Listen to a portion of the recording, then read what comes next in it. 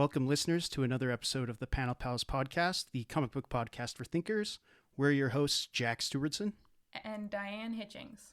Diane, you ever had those Bang energy drinks? No, I've never had an energy drink in my life. Oh, good for you. Don't start. I don't want to. I've never had an energy drink. I don't drink coffee. Somehow I survive. Yeah, I'm buzzing. Anyway, how are you doing today? Wait, why did you have an energy drink? Because I had to wake up earlier today for work. No. And I what wanted did you have to wake up for? Oh, I was up at like 4:45, which is like not inhuman, but I wanted to be ready for this. So I had a Bang at noon, and I'm still buzzing. That's so funny.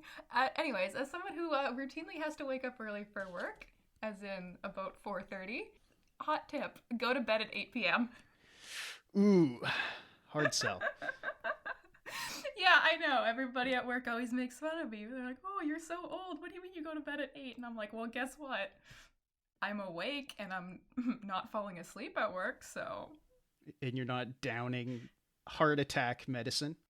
Exactly. Yeah, no, I don't even have, like, coffee or anything before work. I just have my oatmeal, and I'm good. The downside is it makes you a boring person, because you go to bed at 8 p.m. Well, we're cartoonists. We're allowed. Yeah. No, I can have a weird sleep schedule. Usually when people say I have a weird sleep schedule, it means they go to bed at 2 a.m. But no, I have a weird sleep schedule. I go to bed at 8 p.m. I don't know. I had an idea to open this episode with. We were at Prairie Comics Fest this year. We were. That was a couple weeks ago.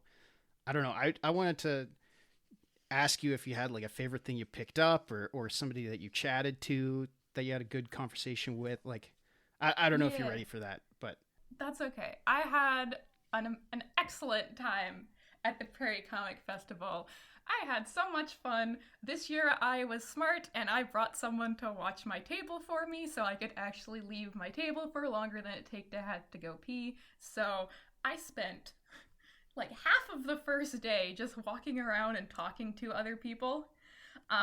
So that was awesome. I got to meet so many wonderful cartoonists, especially people from Winnipeg. These are people I wouldn't normally meet because I don't normally go to Winnipeg for any reason. So that was great. I picked up some cool stuff.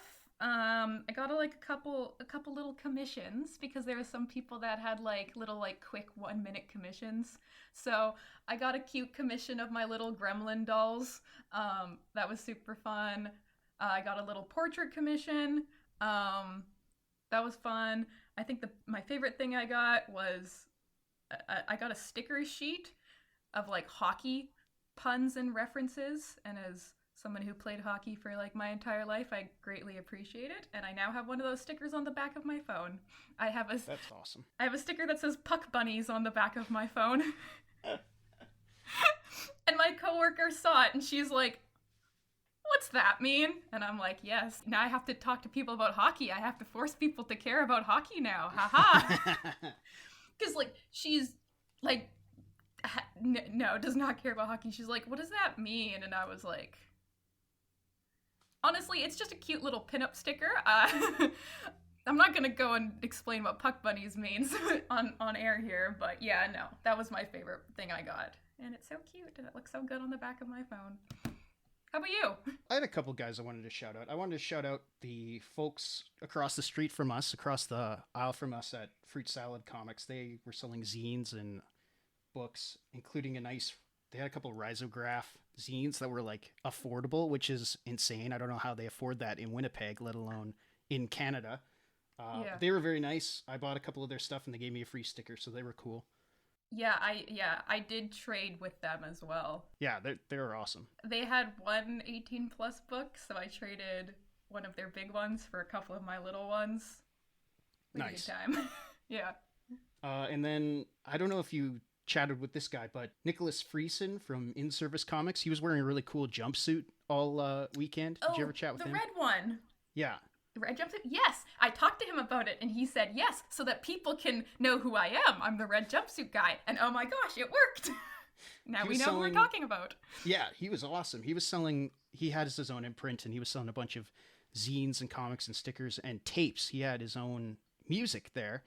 And I picked up his Big Shiny Tunes. It's like an ash can, but it's over 40 pages, which is insane for an ash can. And it's all about the first Much Music Big Shiny Tunes. It's like an adaptation of that compilation album, which is like music and comics are like, to me, that's the ultimate synthesis. So shout out to that guy. He's very cool.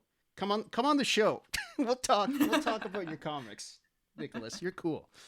Great time. Did you enjoy your time? It was awesome. Yeah, it was a lot of fun. Yeah. For sure. I know. Even though, like, it's a smaller convention, like, because I also do, like, anime conventions, and those are, like, huge and insane, and you have 10-hour days.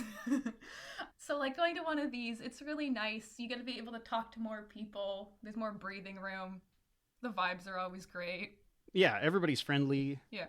Winnipeg's pretty nice in September. Last year was in October, and it was kind of cold and dreary, but there was still leaves on the trees, and it was warm, so it was nice going for a walk around the river valley. Yeah, cool. Totally. No, good times. Great time. Speaking of good times, are you ready for today's discussion on Transformers versus G.I. Joe by Tom Scioli? I can't wait to hear what you're going to say. Oh boy. Prologue. Beyond good, beyond evil, beyond your wildest imagination. When Charles Darwin proposed this theory of evolution and variation through the competition of natural selection, I doubt he considered it would be applied philosophically to explain social development. Sociocultural evolution proposes many things, but chief among them is that society is only able to progress and develop due to conflict. Unmistakably, there is a correlation between warfare and advances in technology. At least that's what the military-industrial complex would have you believe. Julian Huxley, a subscriber to Darwin's theory of evolution, coined the term transhumanism in his observations in changing social dynamics in humans in contrast to natural speciation. Throughout the mid to late 20th century, at the dawn of the home computer and the advent of the internet, philosophers, thinkers, and science fiction writers alike explored the concept of advancing humanity through synthesis with machines to the point of transcending into a new species. Transhumanism, always a controversial subject, has become an increasingly relevant dilemma.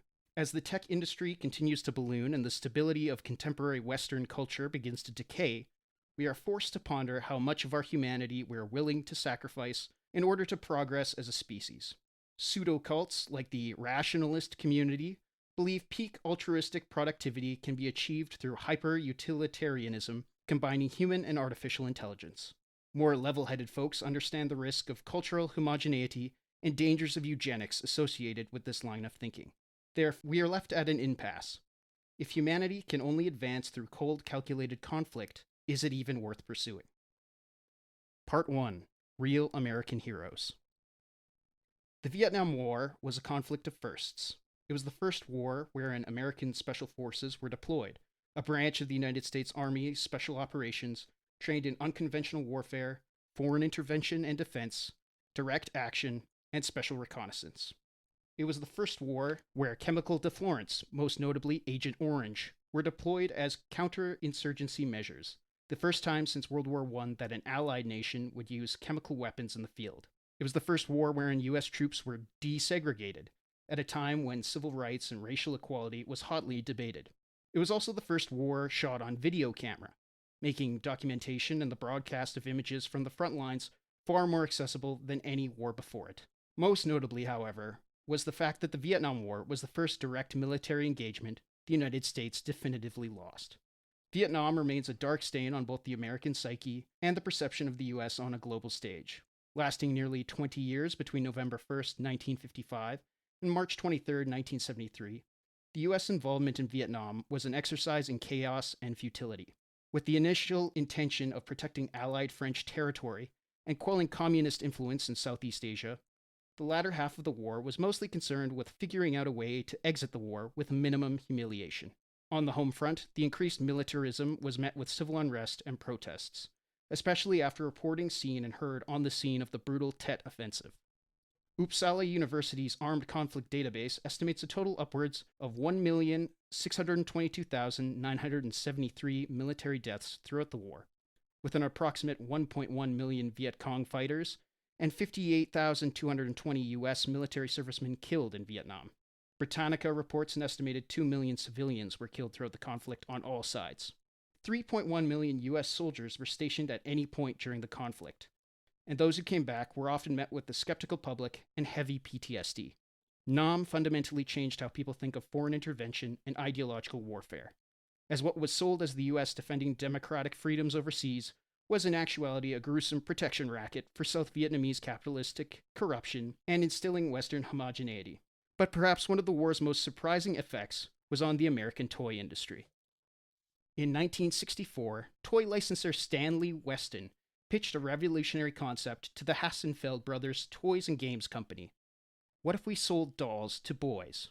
Hasbro mocked up a 12-inch artist mannequin with army fatigues and equipment replicating the genuine article. The toy was given a determined yet scarred face, kung fu gripping hands, and the codename G.I. Joe, a common term used to describe servicemen. Dubbed the first action figure due to its posability and range of motion, G.I. Joe quickly became a successful and iconic American toy. Adopting a razor and razor blade model, as the base Joe was sold separately from its assorted accessories, it additionally made G.I. Joe a highly interchangeable, versatile, and marketable figure. However, Joe faced as much adversity in the marketplace as he did on the battlefield. The distinctly U.S. theming made distribution of the toy overseas difficult. Licensors would find clever workarounds. The UK, for instance, marketed Joe as Action Man and sold sports-themed accessories to match him. Most unique is perhaps Japan's reinterpretation, wherein Takara Tomy used translucent plastic instead of flesh tones and filled the original G.I. Joe mold with miscellaneous mechanical parts. Joe was changed into the sci-fi themed Henshin Cyborg, but more on that later. What truly wounded Joe was concern from parents groups and the general public over toys which promoted militarization and violence. Joe tried to pivot to a more generic, adventure-themed play pattern, but the 1973 oil crisis caused a plastic shortage, which left the brand missing in action for a decade. Part 2. More Than Meets the Eyes. In 1983, dawn was about to break into morning in America. B-list Hollywood actor turned President Ronald Reagan had begun to completely reverse the country's cultural malaise through free market economic policies, deregulation, and a tough-on-crime, hardline America First attitude. In the former movie star's own words, "Those who say that we're in a time where there are no heroes, they just don't know where to look." Hasbro looked inwards, deciding it was time to return G.I. Joe to the tour of duty. In an effort to compete with Kenner's massively popular Star Wars 3 3/4 line of toys, Joe was shrunk down and reimagined to fit a contemporary Hollywood blockbuster mold. America's Movable Fighting Man became the name of the branch of America's highly trained Special Missions Force. Hasbro approached Marvel Comics with their in-house character designs, wherein editor-in-chief Jim Shooter tasked Vietnam vet and ex-MASH extra Larry Hama to create character names and bios. Marvel assisted in inventing a foe worthy of the greatest military division ever assembled, the ruthless international terrorist organization Cobra, and their leader, the Cobra Commander. While Reagan's administration was still working hard to deregulate children's advertising, rules were still in place preventing the direct advertising of a product to children through animation on TV. Instead, Hasbro and Marvel collaborated on a comic book starring the characters in order to sell the concept, while advertising the comic series on TV. What resulted was not only massive sales on G.I. Joe figures and merchandise, but also huge sales and acclaim for the G.I. Joe comic as well. While licensed comics were a common practice, Larry Hama's G.I. Joe remains one of the most successful instances of a comic based on a licensed property. Hasbro would attempt to replicate the high they received off Joe by scouting the international market. While consulting with their partners at Takara Tomy in Japan, they discovered what had become of their original licensing deal with Joe. Remember Henshin Cyborg and the 70s plastic shortage? Unlike Joe, Henshin survived by shrinking the figure down to a 3 3/4 size and labeling him Micro Man. Micro Man was sold alongside all kinds of variation, allies, and playsets and accessories, but what caught Hasbro's eyes was a spin-off line themed around ordinary human weapons and appliances, which with a few twists and clicks could convert to larger robot figures. These micro-change bots, as well as a sister series of converting vehicle robos called Diaclone, were part of a larger trend of shape-changing robot toys. Hasbro had a devious idea. acquire the molds and licenses for as many of these transforming robot toys as possible, and repackage and rebrand them in the West using the same marketing strategy they had used with G.I. Joe. Again, Marvel and Shooter were approached, wherein he, Denny O'Neil, and Bob Budiansky conceived and unified the concepts and characters that would become the Transformers. So the story goes, two factions of living mechanical beings, the heroic Autobots and the evil forces of the Decepticons, fight a millennia-old battle for the survival of their species here on the planet Earth, with the ability to camouflage themselves as earthbound objects and devices. A comic was made to accompany the toy line's release on American shores in 1984, and was yet another hit, not just stateside, but internationally as well. Both franchises have remained iconic in the cultural zeitgeist throughout the decades, from syndicated cartoons, live-action Hollywood features, and parodies galore. The Transformers franchise has generated an estimated $25 billion in revenue, and it's estimated that since 1964, 1 in 10 boys in the US has owned a G.I. Joe. Part 3. Till All Are One. In 2013, Tom Scioli announced he was quitting comics.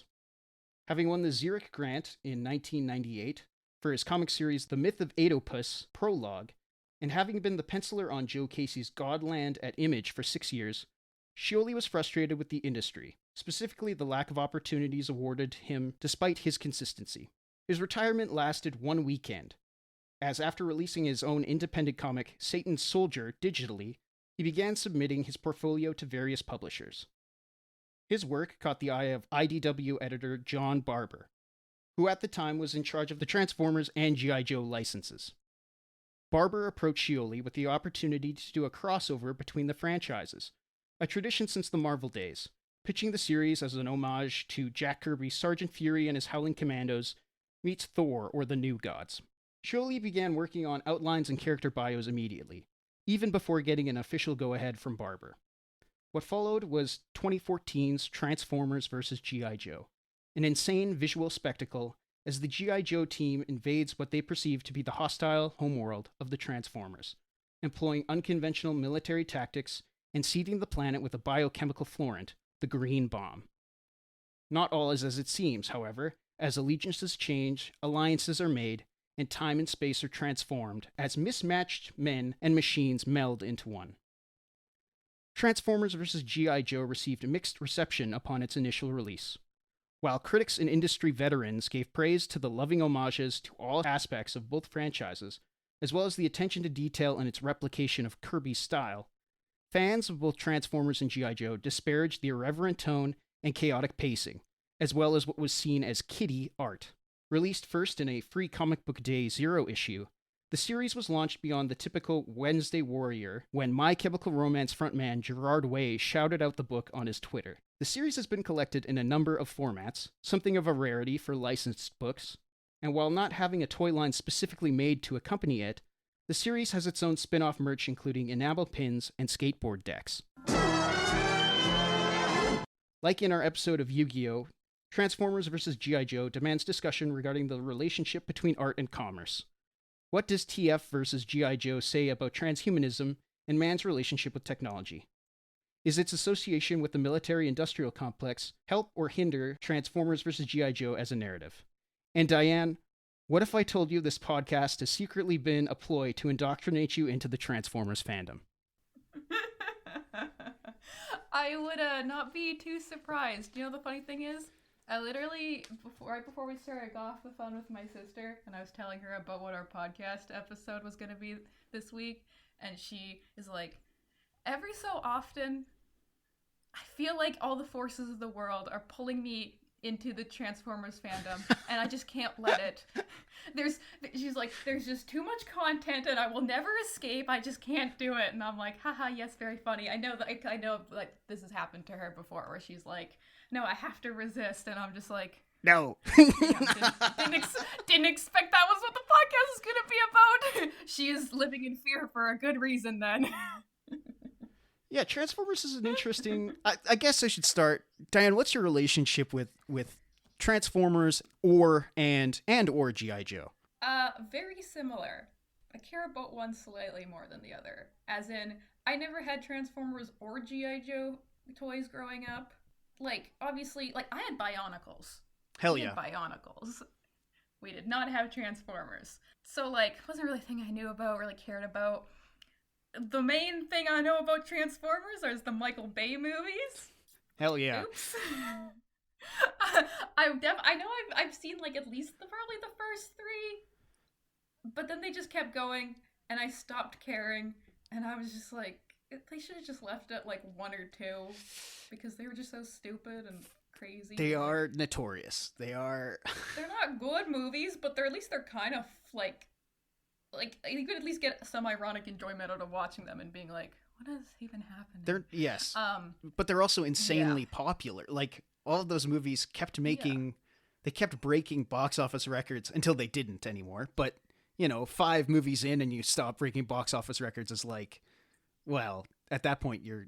Yeah. It's like I watched a couple of them and forgot that it existed, and then a while later I saw a commercial for one and there was like a dinosaur, and I'm like, huh? The Dinobots, yeah. Yeah.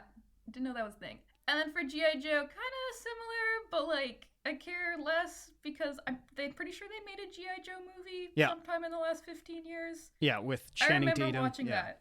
I remember nothing about it. I just remember it exists. I don't know what the plot is. I don't know who the characters are. I think there's at least one person who's kind of in like the full bodysuit and maybe has swords. Couldn't tell you. Yeah. I have literally no recollection except for that it exists. That is the extent of my interactions with G.I. Joe. Yeah, so I was like, cool. I have very little to know going off here. This will be interesting. And then I opened the book and saw what it looked like, and I was like, what is going on in here? That is the number one thing. I mean, it's just so visual, but it is a crazy looking book if you're used to what American comics looked like at the time and what they look like now. There hasn't been a huge change in style or design between 2014 and 2025. It's only a 5-year difference, or a 10-year difference, I should say. But yeah, what do you think about that? What do you think about how it looks? I have a question for you. Yeah. Do you like these comics? At least visually. These are... Tom Scioli is one of my favorite artists. I love how this looks and reads. I totally get that this is not for everyone. Okay, good, because I was thinking to myself, if I come to this podcast and Jack says, I don't really like this, I'm going to be so confused. Because while I was reading this, all I could think about is, I'm just going to assume that every time Jack draws anything, he's using this as reference. Because this art looks so similar to yours. Yeah, I crib a lot from Scioli. I am guilty of that. Yeah. Oh, yeah, and I was like, this looks weirdly familiar, even though I've never read... Oh, this is what Jack's stuff looks like. Like, the colors, and especially the way that he uses black for, like, shading. I was like, yeah, no, this is exactly how Jack draws. That's so cool. I'm flattered. So it was like, it was like I was reading one of your comics. Yes, I'm flattered. I'm not quite up to this snuff, but I'm flattered. Yeah, no, I even sent pictures of it to my sister because she's like, what do you mean? And she's like, oh yeah, no, that does look exactly like what his stuff looks like. And I'm like, exactly. Like even the way it was written, I don't know exactly what the specific vibe is, but I think someone in here calls someone else a palooka, and I'm like, that sounds like something Jack would do in a comic. It also sounds like he wrote this. Yeah, I love this book. Yay. Don't get me wrong, this is a podcast where we kill our darlings. I have criticisms, especially on this reread, but it's just so visual, and it is the perfect toy comic. Do you get what I'm like? Doesn't it look like action figures? He's just smashing action figures. It does. Like, especially some of these scenes, it's just like there's just like, yeah, Transformers sitting on the rug and you're like smacking them into each other and like making a little scene out of them. I don't know what's happening in the vast majority of anything in this comic. I was reading this and I felt like one of those people who's like, comics are confusing to read. 'Cause like... Yes. It's hard. It's sometimes hard to follow. Yeah, it'll just be happening. It'll just be happening, and then it'll be like, oh yeah, actually no. What's her name? Scarlet is just... No, she just woke up from a dream, and none of this actually happened. But it did still? I think that happens like twice. And I'm like, huh? Are we just gonna... Like, she has kids, but not... I don't think... Actually? Did she just like kill her pretend husband? Are we just taking a little detour from the Transformers things to just have a little bit of like a psychological horror moment? Okay. Yes. Yeah. It feels like every single idea Tom Scioli had, and John Barber, I'll give him some credit too, even though he's mostly just an editor. It feels like every idea they had in the first draft and every subsequent draft just kind of collided onto the page. Listening to interviews and reading interviews with Scioli, he talks about how much he had to cut from it, and it's like, what? What did you possibly cut from this thing? What more could there have possibly been? Yeah, it's over. Some might say it's overloaded. Yeah, I'd say. I don't know. Do you have like who's your favorite character? Can you tell any of these guys apart? As an outsider looking in, what excites you about this? At one point in time, I thought, hey, the doctor guy's kind of funny. Dr. Venom, yes, yeah. I could tell who he was. I'm not sure. Is he a good guy or a bad guy? I don't know. He is a bad guy who keeps double-crossing whichever allegiance he's on so that he can survive. He was invented for the Marvel comic, but he was only ever in one issue. So Scioli took that as an opportunity to try and, like, expand on it. Like, there was never a Dr. Venom toy before this comic, and he's not in any of the movies. But yeah, that's an interesting thing to note. Yeah. I like him because I don't know. I have a soft spot for like silly doctor characters. I like them. Also, he's wearing an outfit that no one else is wearing, so I can tell him apart. So I like him. I'm gonna be honest with you. I cannot tell a single Transformer from another one. Like there was like 4 times I'm like, oh, it's Optimus Prime. Oh, shoot, no, it's not. Who is that? Because I'm like, oh, Optimus Prime. He like red and white and blue, and he big Transformer. But apparently that is not enough to know who he is. Yeah, you're describing about other people for him. You're describing 5 characters in this book. Because like I can remember approximately 4 names from the movies, and so I was like holding on to that like a lifeline, being like, "Is there a name I recognize? Oh, Starscream or whatever it is. Ha! I know him, or whatever his name is. Yeah, that's right. He turns into a I was like, I know that name. Bad guy turns into a plane. Yeah. Yeah, I know. What, Megatron? Yep, I know Megatron, him. yeah. He's a bad guy. He's a bad guy. And then a dinosaur kept showing up, and I'm like, okay. Yeah. I do not know who the dinosaur is. Which one, Grimlock or the other dinosaur? Which T-Rex, Grimlock There's or more Trypticon? Than one? I thought there was only one T-Rex. Ugh, why wouldn't they just make it a different dinosaur so I could tell them apart? Oh, because T-Rex is the best one? Yeah, that is fair. Because, like, here's the thing. I am one of those people who is really bad at remembering faces. So, like, sometimes while reading comics, it's really useful when people look very different from each other. But when your characters are not human now, and they are just robot, and they do not have enough human attributes for me to hang onto and recognize, now I know none of them. Yeah. Hard to tell apart characters. I get that. But, like, good for, I think in the last chapter, some chick gets married to one of the Transformers. Good for her. I guess she could recognize them apart from each other and decided to get married to one. Yeah. I think that happens at the very end. Yeah. That kind of lies my biggest head scratch about this book is the theme of transhumanism, which in the year 2014 was not nearly as sinister as it is in the year 2025.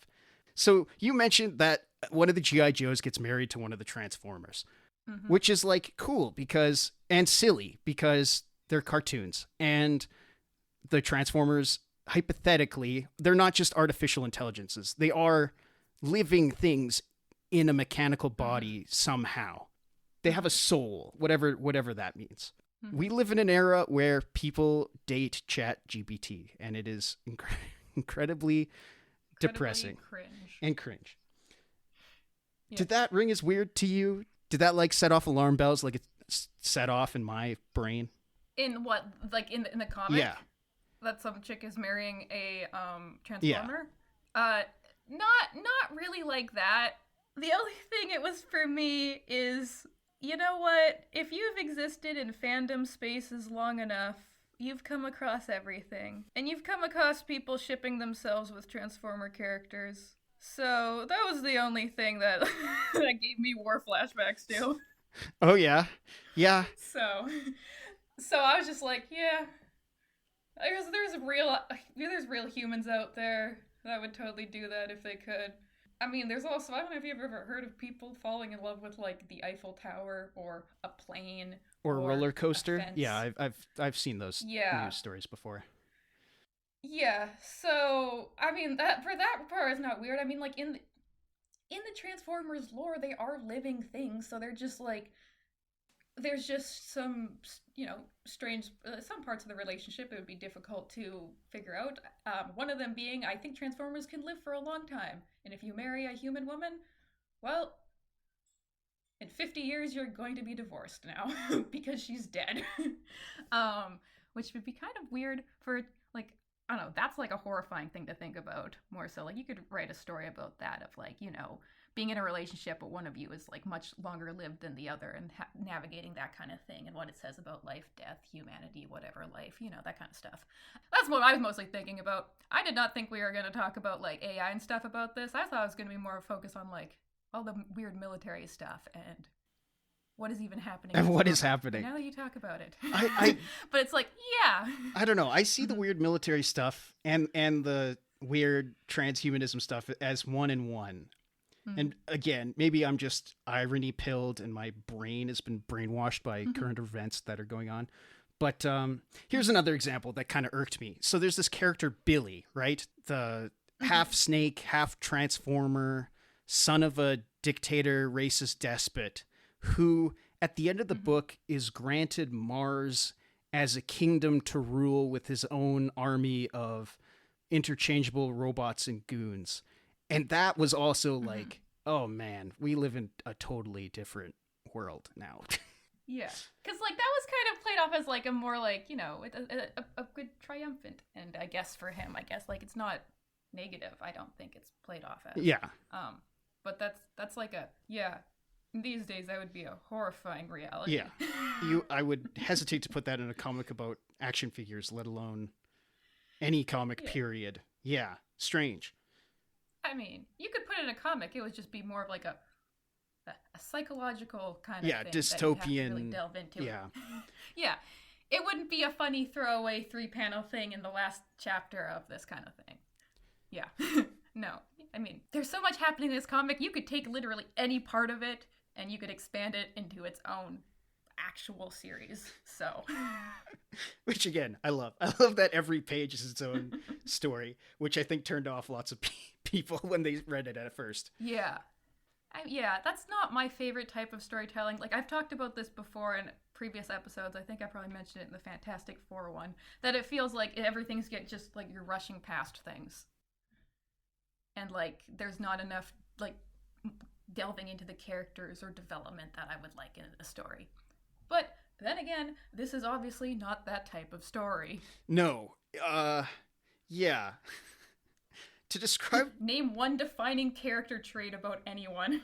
Well, I don't know. Duke and his relationship to his brother is interesting. I think Scarlet's psychological trauma is interesting. I think Scioli does a good job of showing Optimus Prime as like almost a fallen king in need of redemption. Snake Eyes is there. I like Snake Eyes. He looks cool, and he has a ninja sword. Yeah. I thought his injury was slightly underwhelming. He's missing like that's the one we see. Most of his lip. What do you mean? What? He's like part of his face. He's like, oh crap! I'm trying to find that part. He's got like a Two-Face face. Yeah, like part of his face. It's not a lot of it. Yeah, and then they fix his face. I'm like, okay, fine. Don't let me being like, don't let there be lasting consequences. Diane, this is a comic about G.I. Joe versus Transformers, and it is obviously not geared to how you want comics to be, so shut up. Yeah, I think that's the other major criticism I have is Tom Scioli in interviews and in his own video series, kind of as a running commentary over the books, he said, I wanted this book to have stakes, so I tried to kill off major characters. No, you didn't. No, he didn't. You killed one character at the end of the book. You kill General Hawk, but that's it. Everybody else is fine by the end. Even Megatron doesn't die. Yeah. My Little Ponies find him or something? Yeah. But like, no, wait, did they kill the guy, the cowboy yeehaw guy, right? They kill him. No, he's alive. He becomes like a Transformers Valkyrie of like death or something. He's like alive. I missed that part when he comes back, I guess. My bad. Yeah. Stakes. I mean, is it feasible that you could write a comic like this and there actually be stakes? I guess, but you don't make it like this where it's just like crazy stuff. Yeah. Yeah. Yeah. And also there's I'm at the part where where Snake Eyes takes off his mask and he's like, "Am I a monster?" And it's like, look at the world you guys live in. Do you think the lady that likes you is going to cast you aside because you got injured in the line of duty and she was literally there and she literally wanted to get married while you were still in a hospital bed, like my guy? Yeah, it's in the first issue. Yeah. Yeah, I mean, like, and also that kind of stuff, it's like, well, wow, is this going to be example, like, 9 million of me being like, why can't they write good female characters? But like, oh, her being like, yeah, whoever brings me, I think Cobra Commander's head or whatever, I'll marry them, and then like, two dudes are like, whoa, sick, cool, let's do that. And it's like, okay. It does turn romance into a competition, which is problematic. Which, like, if it was just like a throwaway joke, it would have been fine. Like, you'd be like, oh, haha, yeah, girl character, haha. But the fact that after that she was literally like, so, we gonna pick a date or whatever? It's like, okay, so she was serious? Are you, No. Stop that. But, and I was gonna be like, well, 'tis the plight of female characters. This was a long time ago. It really wasn't. It was like 10 years ago. Yeah. So, like, I don't know, for reasons like that, I'm like, are the characters really characters? Or are they just kind of like vague archetypes? Girl character is girl, wants to marry man. Aside from the weird whatever, oh, she's in the hospital. It was all a dream. There is actually no Transformers, which... Did that actually happen? Or was that just a little side story? No, it did happen. Okay. But also simultaneously, I mean, Transformers is like, as it's described in some of the reading commentary, they say, no, it was all a dream ending. So it's obviously not a dream. But I mean, they are true. Transformers is a cartoon. Like, taking it super serious, I think he's trying to say that taking this super seriously is maybe not what we're supposed to do here, which I don't know that you should tell your readers directly that. That's maybe a bad idea, but I mean, like, that's fine. There's nothing wrong with that. In a general sense, I think a lot of people take media way too seriously anyways. So, like, yeah, don't worry. I didn't take a single thing about this seriously. I looked at it and was like, yeah, this isn't something that makes me think I should sit down and, like, analyze this actually seriously. This is just, like, fun. Things happen. People fight. It's just G.I. Joe shooting things and Transformers turning into things. Like, it's just for fun. I'm a big proponent of do not take media seriously. They're just silly stories. Go off on a tangent for a second. One thing that always bothers me a lot is when people are reading a manga series and then they get super annoyed by something that happens, or like they're like, oh, this happening made the story so much worse. It was a great, like, piece of fiction and it was perfect, and then there's this one thing near the end where this one character died and it's now all awful and whatever. I am talking about something specific and that we will talk about eventually. And it's like, these people are taking it so seriously and they're like, oh, the author doing this one thing ruined the whole story and now it doesn't have all these thematic beats, blah, blah. And it's like, my guys, it's just a story and it's not supposed to be great. Like, don't take it so seriously. It's media. And yeah, I get it. There is media that obviously should be taken seriously. Things about real events, things about real things, blah, blah, blah, blah. But when it's silly fiction, don't take it so seriously. Don't be so annoyed that the exact thing you didn't want to happen didn't happen. Like, whatever. Anyways, I'll get off my soapbox about that. But yeah, don't take media seriously. I have no problem with this guy explicitly telling us do not take this seriously. Yeah, I think that fits into our discussion, especially because, as I said in the introduction, Scioli got a lot of heat for the art style, not just from fans of Transformers and G.I. Joe, but also from Hasbro. John Barber had to go to bat for him a bunch of times, from what I've read, over how the book looked and also what he was doing with the characters, with the mythology of the Transformers. And I guess the G.I. Joe. I think Hasbro cares more about Transformers than G.I. Joe. But, you know, he was taking some big swings here, making Earth a Transformer, for example. Yeah, that was so funny. Yeah. But like at the same time, like who cares, right? It's not like this killed Transformers or G.I. Joe. This was like a decently popular book when it was coming out at the time. Yeah. So like, it's one thing to kill your darlings and like have your darlings actually die and like have the entire franchise implode. But that's not what this is. This is a celebration. Yeah. And like you could say it's non-canon, right? Yeah, of course. Like it's not following any plot line for Transformers or G.I. Joe. It's like someone just took the characters and then, you know, smashed the little toys together and wrote a comic about that. Yeah. And there should be room for that. Yeah. It's almost fan fiction. It hinges on fan fiction. Yeah. Yeah, exactly.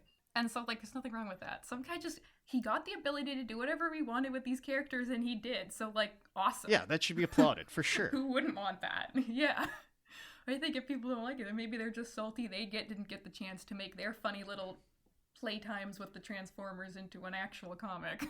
Yeah, and I think what's interesting about that also is that so much of, like, the lore and, like, again, the mythology and the character, like, the reverence for these characters does come from the Transformers fandom, because otherwise it's just action figures, right? With like 4 or 5 sentences of backstory and then like power levels on the back of a cardboard box. Like it is ultimately, and I say this only for this franchise and I don't endorse it for literally any other type of literature, but the fans do kind of dictate what happens with Transformers and G.I. Joe.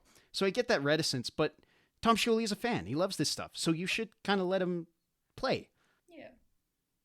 Yeah, and it's like there's not really any stakes here.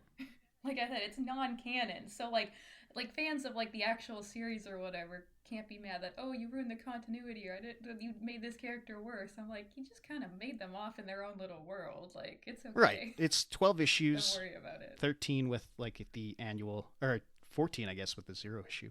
But there was no toy line, there was no cartoon, there was no movie associated. Like the brand didn't, it wasn't dictated around this, right? Like, there was no danger. Yeah, and you can tell that because I feel like if there was something at stake here for, like, the story or whatever, or, like, it was supposed to be for, like, oh, they're rebooting these franchises, so, you know, it's got to really appeal to the fans, this story would have been so much different. It wouldn't have been drawn like this. It wouldn't have been written like this. It probably would have made sense. There would have been 17 million less things happening. There would have maybe been a main character. Yeah.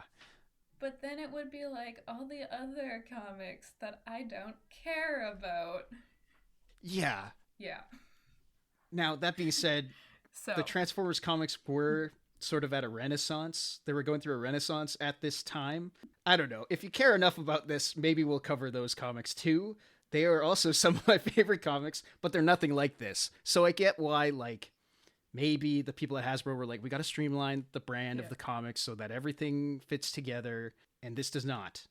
But again, I like this though. This is good also. Yeah. I was gonna ask you, how much, before you just said it, how much of the like other Transformers stuff have you consumed? Too much for a grown man to. Yeah, because I gotta say, if you start this off with "this is your initiation into Transformer cult," I was like, he must know at least something about Transformers and like it somewhat. No, I was a Transformers kid. I had older cousins that were really into Transformers and Beast Wars, and I mean, my dad was a little bit nerdy, and he recognized how cool the idea of a toy that turns into another toy is.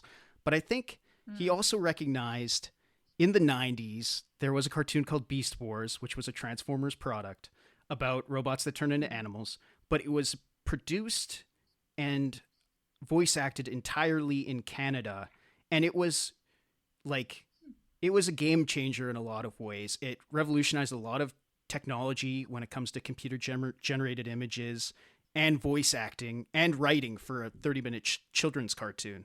And I think there was some recognition by my parents that like, oh, this is more than just a gimmick. This is more than just, you know, action figures. There's something else kind of going on here. Mm-hmm.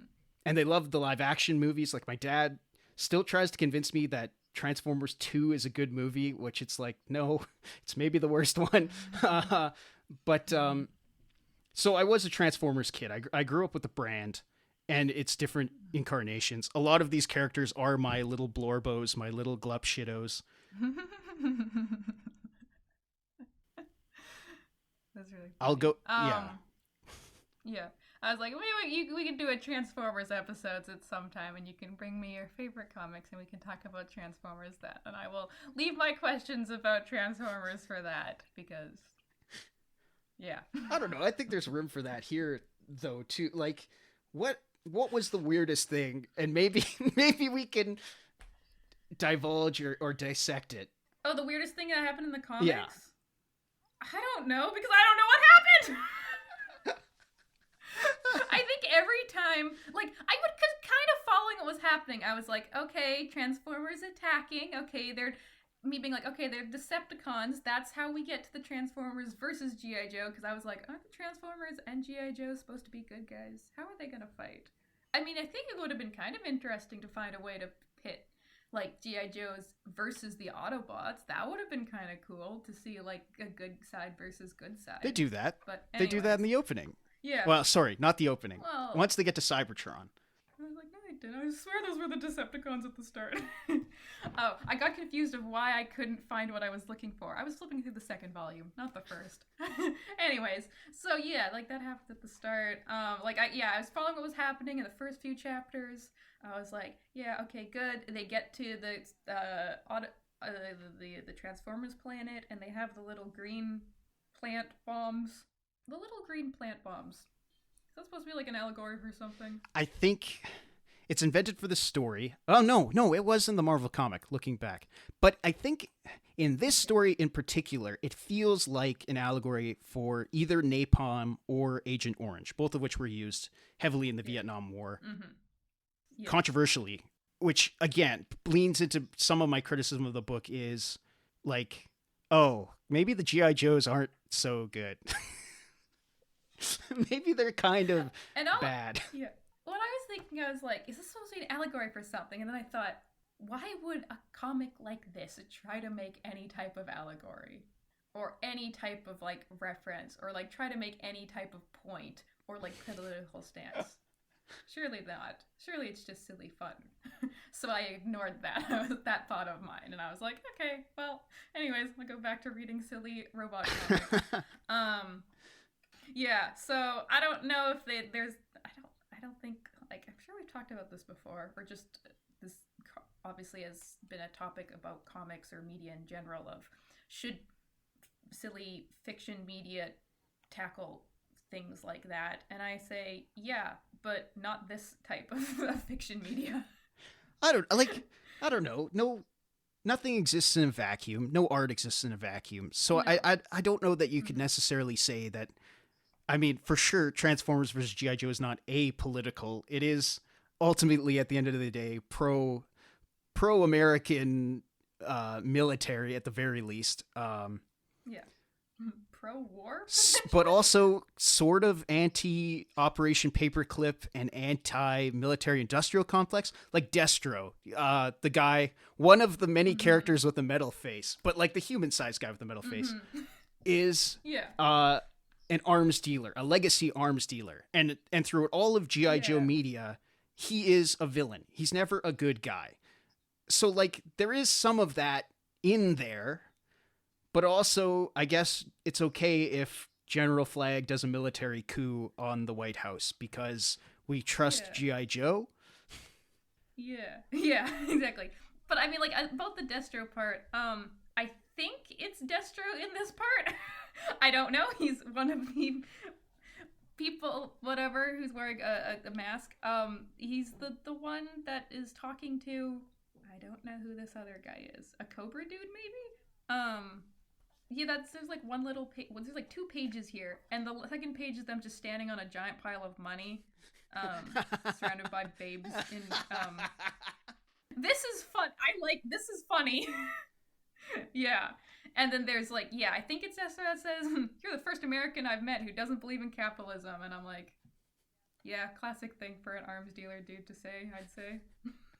It's awesome. I love that. I love the whole backstory of the Destro family, where in ancient times they were like, I don't know, Celtic raiders, I guess, and they invented guns. They invented the gun, and it's based off of Transformers technology. Like the way that Scioli weaves Transformers and G.I. Joe history is like brilliant. How have they not done this before? I don't know. I get so excited by that issue. Do you know how confused I was when I was reading a Transformers versus G.I. Joe comic, and then I flipped to the next page, and we're in like medieval Scotland or something, and I'm like, huh? How did this get into my robot comic? Who are these snake guys? Yeah. I saw they had snake guys, and I'm like, oh, okay, so this is something Cobra related. I at least can recognize Snake. But I was like, how is this relevant? What's happening? Okay, they found a Transformer. Okay, I still don't know how this is relevant. Oh, I guess they found a way to make it relevant. Sure. Why not?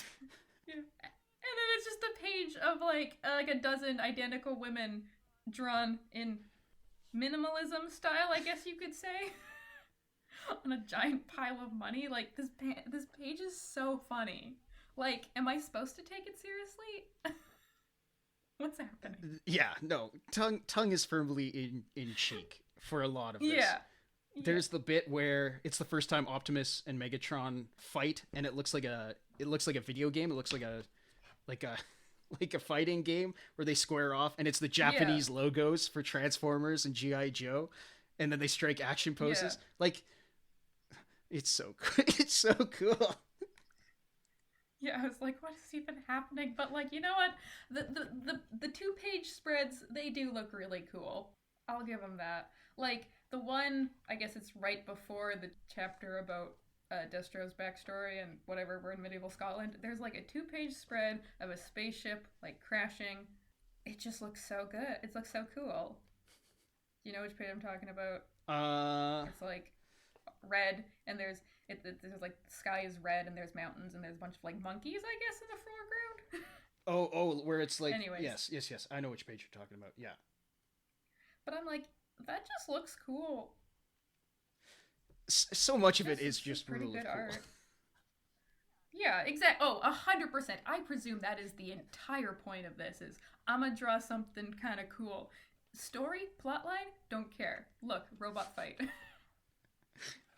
And I can appreciate that for what it is. Oh, at this point, it's just me like looking through, like, remember this?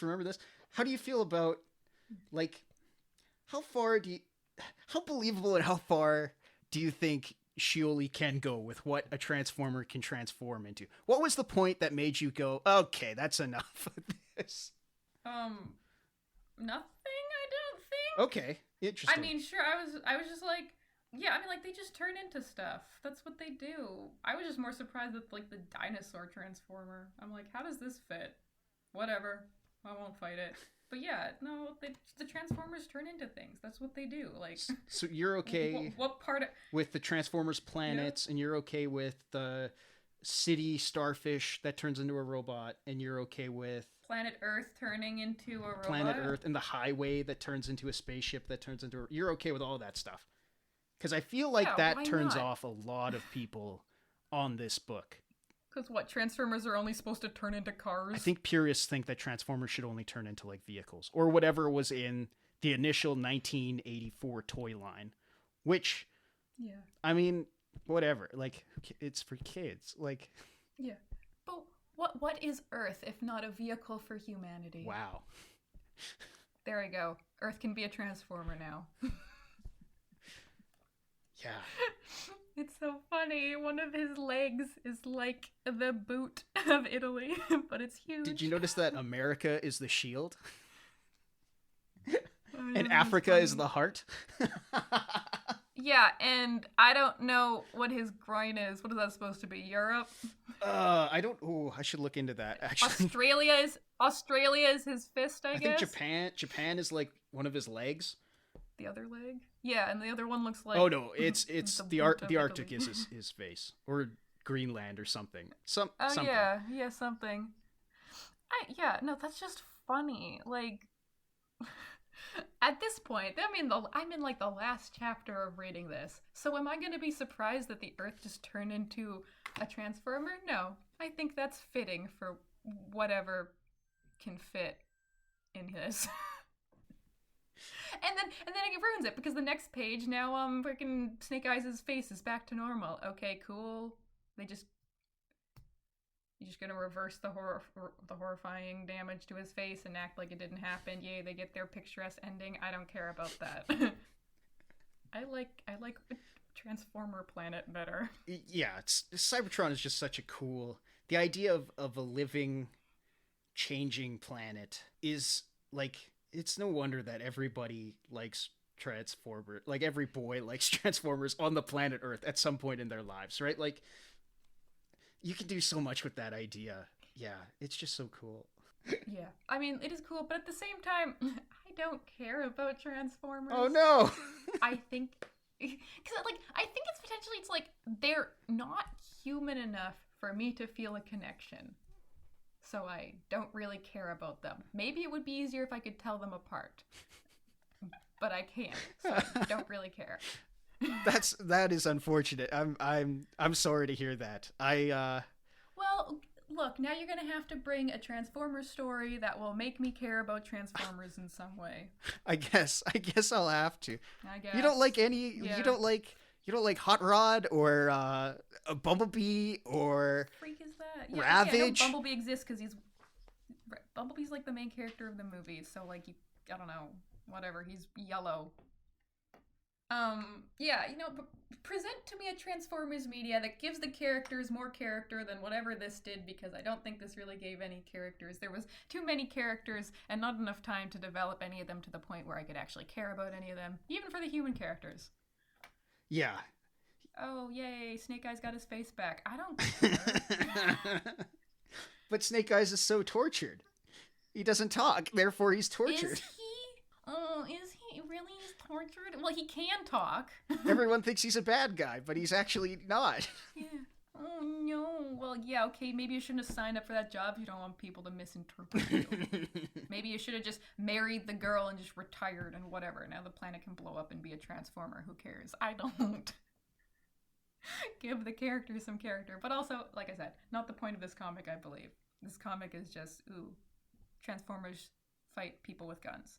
But could it have maybe benefited from having a few less characters? I'd say so. For example, when I started reading this, and then you're like, oh, the little characters have their little name beside them and like a couple of words to describe who they are. Yes. So I was like, okay, cool. And so I read them all when I started it. So I'm like on the 4th page and it's introducing like 12 people. And I'm like, cool, I'll try to remember who these characters are. And then they just keep doing that and keep doing that, and they do not stop, and there's just more and more people they're introducing with more and more names and more just random adjectives describing them. And I'm like, okay, well, you've introduced like 300 people. Are all of these characters that exist in G.I. Joe, or is at this point he just making up things? I think he makes up a couple of them, but yes, I think every issue he introduces at least 10 new characters. Yeah, and so I stopped even trying to remember a single name because I'm like, well, they probably won't come back. I don't know who these people are. Some of them do. Some of them are more prevalent than others. Roadblock is pretty prevalent. General Hawk. There's a Dr. Guy in white coat. Dr. Venom. There's the Yeehaw Man who dies at least once. Buffalo Bill, yeah. There's Girl. I think there's actually more than one girl. There's at least there's one girl 3 that we girls. 2 of which look exactly like the evil same, one, and too. they have the same haircut. Are you gonna tell me there's 2 people that look like Scarlet now? No, I'm thinking of good. Cover Girl, who marries the Transformer, and then there's Lady J, who uses a spear. Yeah, okay. I think Well, there's also the evil lady. And the Baroness, one with yes, of course. The face mask. I do like the one page where she and whatever the bad guy, they kiss. That was kind of Yeah, cute. Cobra Commander. And her only scars are what would be covered up by her glasses. I love that too. She thinks her face is horribly disfigured, but it's like, it's the so glasses ugly. line. And like, yeah. He takes off his mask. She takes off hers. She's a conventionally pretty lady with like a little bit on her face, and he's just like he's fucking a snake swamp man. monster or something. And then they smooch, and I'm like, okay, this is kind of sweet, but like, of course they couldn't make the girl ugly. That's impossible. No. Anyways, I care more about that relationship than whatever Scarlet and Snake Eyes. Don't care. Whatever. That's awesome. I love that. you get your face repaired. Nothing ever really happened. Oh, people thought maybe you betrayed them. Blah. I don't even believe they like each other. They like, oh, she's so sad. Snake Eyes, boohoo. And I'm like, okay, you guys barely talked. You talked and you were like, hey, if you get me his head, I'll marry you. And then the next time you talk, it's, hey, let's pick a date for our marriage. And then the next time you guys showed up, you're not together because you think he's a traitor or something. You're like, okay, so I still have no proof that you actually like talk or like each other, other than the fact that boy, girl must like each other. Scarlet likes how noble she recognizes how noble Snake Eyes is and what he's willing to do to accomplish a mission. I think that's okay. I think that's an okay thing. Yeah. And Snake Eyes likes that she is a girl, and so does Duke. Yeah, yeah.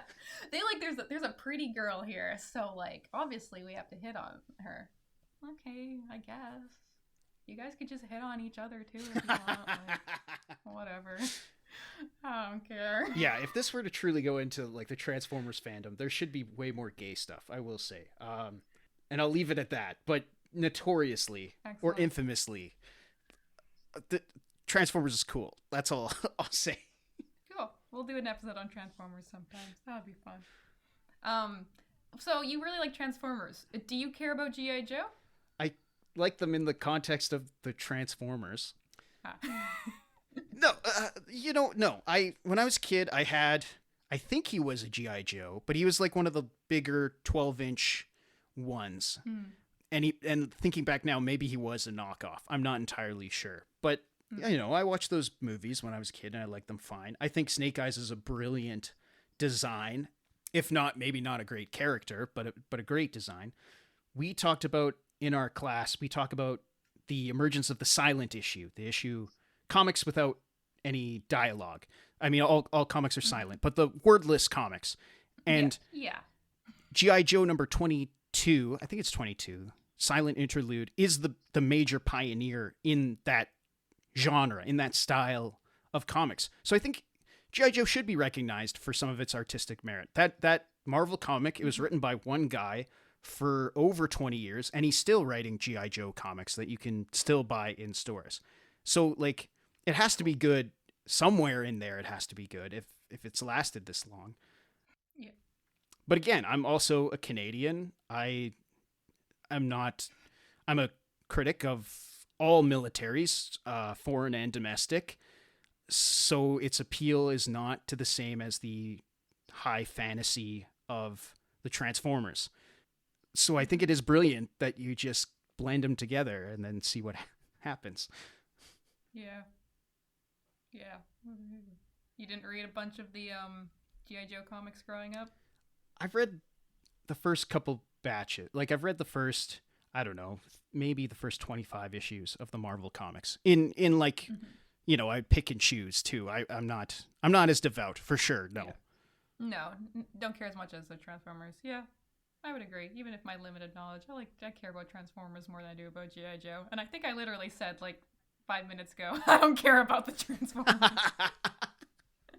Well, at least in this one, because I can't tell any of them apart. If they had more character development, or even they talk to they had more interactions or whatever, then I would care more, obviously. But it's hilarious.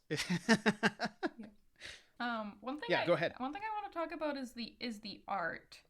So reading this, A lot of the art felt very like tactile, like a lot of it felt like it was made using like some sort of traditional media. I don't know if it was, but it felt like sometimes it looked like it was like drawn with pencil or like colored with like, I don't know, pencil crayon, or like made on paper that was somewhat like waxy or something. I don't know how to explain that, but like, do you know how like it was drawn and like what the art creation process for this was? Yes.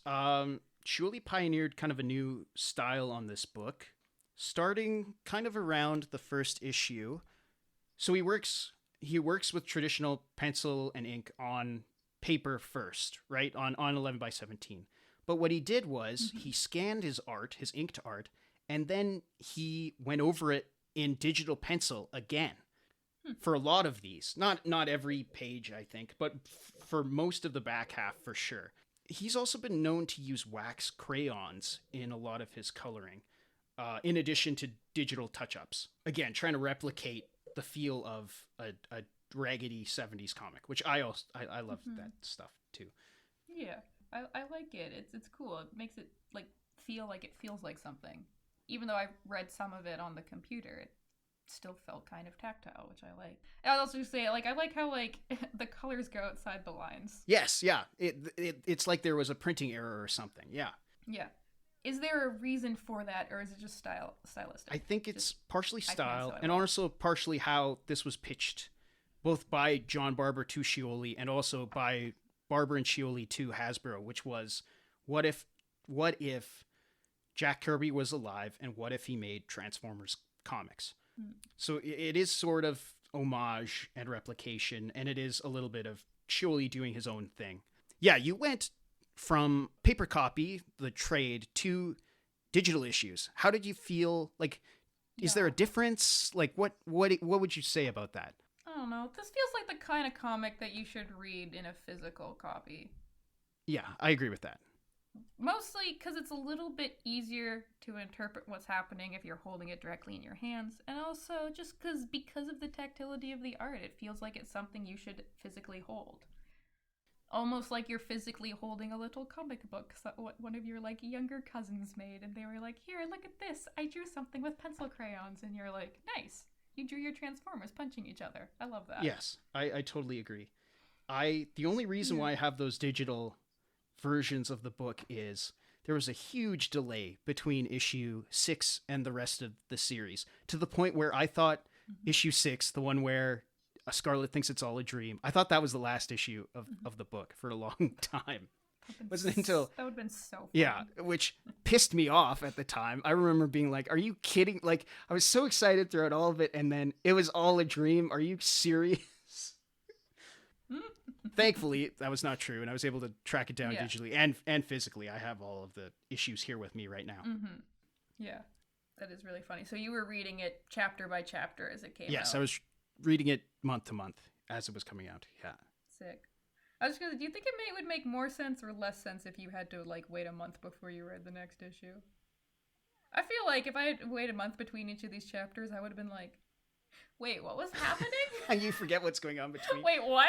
I think it's written for no, that, because though. sometimes like some of the chapters, it's a completely different thing is happening after the last one. So like even if you knew it was happening in the last chapter, it wouldn't matter. Yeah, I think that's intentional. I think this does service from a month to month reading, in the way that some TV shows are better served week to week than they are in like a binge format. Mm-hmm. You're saying I don't know if it has it in these copies. Yeah, we're missing a page. I'm missing a page at the very least. Oh? Do you, in your trades, is it included the origin of Tommy? Okay, tell me who Tommy is. He's the son of Cobra Commander, and he's got robot arms and legs. Which origin? How he got the robot arms? It's his entire backstory from conception to how he got his robot arms and legs. Okay, because I just flipped through and saw the page where he got. I see there's a page here. It's in the chapter of Scarlet loses her memory, whatever, and he's a picture of him here, and he's just got an arm and a leg, and he's standing really funny. Do you have that page? Okay, so yeah, we're missing a page in a free comic book day issue of children's comic tie-in to one of the cartoons. there is a page, and it's like a newspaper sort of format, and it's all different. It's like parodies of different newspaper strips, and it's all about Tommy. Oh, that's what this is. Yeah, I have that page. Oh, you're so lucky. I didn't follow what it was happening, really. I was like, oh, okay. Now it makes sense. Because I was reading this, and I was like, is this a character that I've been introduced to yet? I don't think so. I don't know what's happening. Oh, yeah, and he gets his arm and leg cut off, and then... He's trained by Storm Shadow, and he joins Cobra. Yeah. Yes, that page is here. It is pretty cool. That is fun. I got slightly confused. I was like reading comic, and I'm like, oh, I now have a newspaper to look at. So that's fun. Yeah, and then he shows up at the next chapter, and now he's got robot arm and leg, and I was like, yeah, okay. Introduced a new character. That's one way of introducing a new character. See, I was, again, reading month to month. I did not have that free comic book day issue. So Tommy just shows up, and I'm expected to know who this pretty obscure G.I. Joe character is. Like, Tommy, I think, was in the Marvel comic at a certain point. I think the son of Cobra Commander is a character. But, like, who? What? He's got a robot arm and leg, and what? There's an insane... there's a part later on where he's like, I'm part man, part snake, part robot, part Joe, part Cobra, I'm everything or whatever. Yeah, and I'm like, I feel like this could be saying something. I'd kind of like want a story just about him. That guy's gone through stuff. I don't care about Snake Eyes. I care about this guy who's got like reptile legs and like cyborg legs. Yeah, no, shut up. No Transformer is gonna like touch his face with his thumb and fix that. You're really on about Snake Eyes looking fucked up. No, it's stupid. Because, like, personally, what I think, if you are going to physically disfigure a character, it has to be for a reason. It's got to mean something. And if you physically disfigure a character, and at the end of the day, like, a white Transformer god or whatever is like, boop, now you're all fixed. Now there's nothing in your way for you to kiss your girl. It's like, okay, what's the thematic point of that? You can't just, aha, my character went through trauma. Aha, they're deep now. No, it's gotta mean something, my guy. This gives the idea of being like, this is my OC. He's got Snake Eyes does kind of get... His parents are dead. Some favoritism. Yeah. Like, Shipwreck, for instance, and his parrot, they get like all fucked up, and they have like robot parts, and I don't think they get fixed in the end. No. Yeah. Yeah, no, I'm just looking at another page of the comic. I just had it open at this point, and Tommy's getting his like freaking another arm and leg ripped off, and I'm like, yeah, no, this guy's going through stuff. Yeah. Tell me more about his story. Shut up, Snake Eyes. Shut up, Snake Eyes, character who doesn't talk. He's literally talking in the page I'm looking at. Oh, Scarlett's like, does this fix everything? Are you finally happy, or is the beast still rage within you? And then he's like, let's find out together. And then they kiss. Ugh. Stupid. And then I guess they get married and they live on a farm and have a bunch of animals. That's kind of cute. They live on a farm on a robot scorpion. Yeah, that is pretty cool. And he's wearing some 6 shutter shades, like that look like his mask. They live the American dream out here. Yeah, they live the American dream out here, and they get invited to a lady and Transformer wedding. Good for them. So like, it's fun. It's funny, ending. The end of things always like this. I gotta have like a nice sappy ending. Everybody gets a nice ending. Blah blah blah. So like that's funny. Whatever. Still don't care about Snake Eyes. I thought he was gonna be more interesting. They set him up to be more interesting.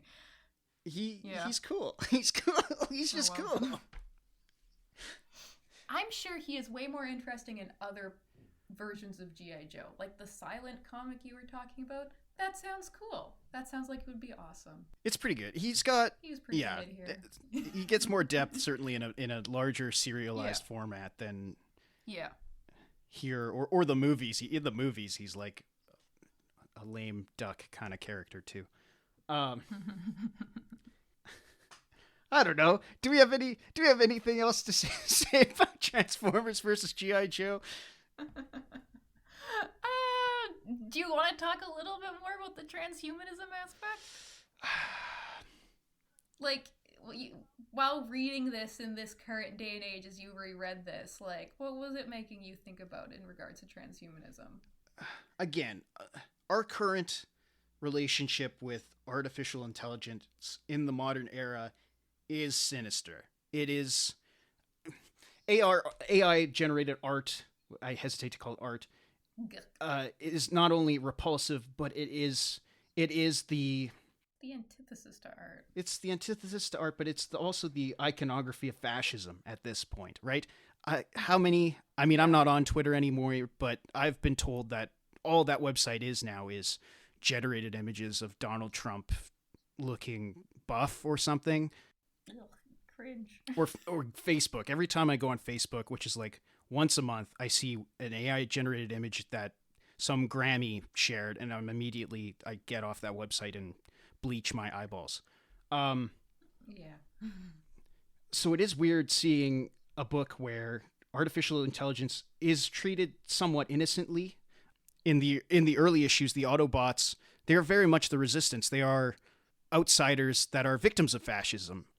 So that's kind of interesting. And then by the end, humans' relationship with the Transformers brings a pro-military utopia, which is also like weird in 2025.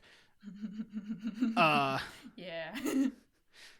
But also it's fantasy, and you know, the Transformers, even down from when they were initially conceived, I think there was a very smart decision where the Autobots, the good guys, only turn into commercial vehicles, right?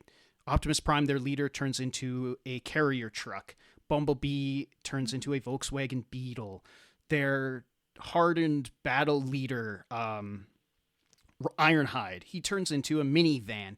These are commercial vehicles for average people, whereas the Decepticons turn into guns and military aircraft and tanks and espionage equipment. Soundwave turns into a cassette recorder. Like, so it is interesting to see how the relationship between the functionality of a character and what they represent, how they clash and how they intermingle.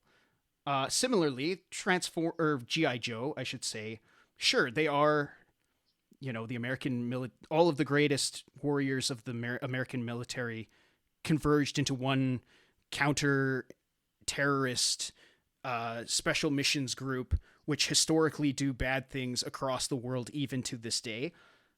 But the bad guys all have mirrored faces, and they are domestic. Cobra Commander is from the suburbs of America, and he wears a mirror on his face. Destro is an arms dealer who wears a mirror on his face. Storm Shadow, the evil ninja counterpart to Snake Eyes, is just a white version of Snake Eyes, who later defects to the G.I. Joes. I think, despite Transformers and G.I. Joe being commercial products meant to sell to kids, to convince them that fighting and the military is kind of cool, it does say something about the world that we live in. Certainly the 20th century, if not the 21st century. I don't know. Maybe I'm reading too deep, though, and it's about cartoons. Yeah, maybe this is, episode 1,000,000 of people reading far too deep into something that is just here to sell toys and or comics. But, like, what's the point of media if not to read into it a little bit? Yeah, don't take it super seriously, but come on. This is the point of the podcast. We were hyper-analyzing silly little comics. That's the point. And plus, like you said, nothing is made in a vacuum, and nothing is made without intention. So, it's still interesting to, like, look at what it's kind of saying, even though it is a very insane-looking comic about, just about little green men fighting dudes. big robots. Yeah. Big robots in space, and we're just never going to question how these people are breathing out on a robot planet. No, that is explained, because when they drop the green bombs, green bombs create an oxygen-dense atmosphere. Perfect. Excellent. It's explained away. Awesome. Whatever. Yep. Now I'm like, no, fair enough. You know what? They explained it, and this is a silly story, so, like, what am I going to do? Actually, like, analyze that from a scientific perspective. No. They dropped little green bombs and now there's plants on this planet, so now there's oxygen. Gotcha. That's enough for me. The planet Earth is also a transformer. Yeah. Perfect. Yeah. I'm just like, yeah, no, I love the fact that the Earth turned into a transformer. Don't care about the stupid humans kissing. Boring. That's awesome. Bring back planet transformer.